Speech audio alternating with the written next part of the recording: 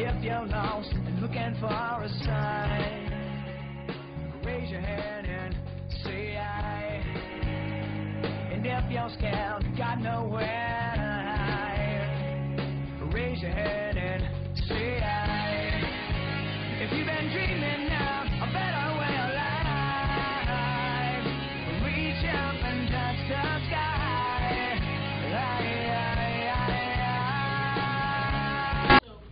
Let's start with the feelings of people in crisis handout, and this is what I kind of call it the David Letterman top 5 list.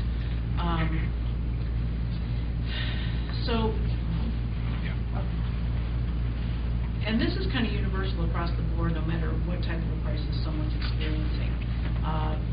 One of the strongest feelings, of course, is anxiety, and anxiety is wonderful in that sometimes it can propel us to act. But one of the problems with it, it can also make us feel paralyzed. It also affects our ability to think clearly.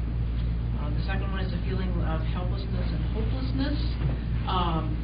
People feel really vulnerable, and I'm sure you know this from the folks you work with. They feel like their life is out of control. Things have happened that that have made it so that things are not necessarily going the way that they would have wanted them to.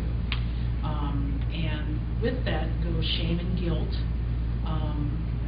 Sometimes people just feel, like if I had only done something differently, they blame themselves for all kinds of things.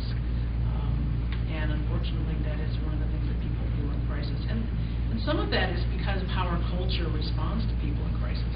We really believe that everybody should just kind of pull themselves up by their bootstraps. If you need help, then there's something wrong with you. You shouldn't ask for help. Just buck up, all that kind of stuff.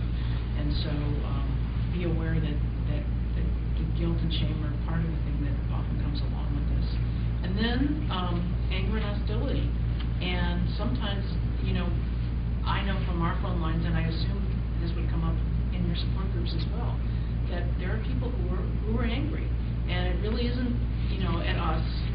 And, but it's hard. Oftentimes it can be directed at us.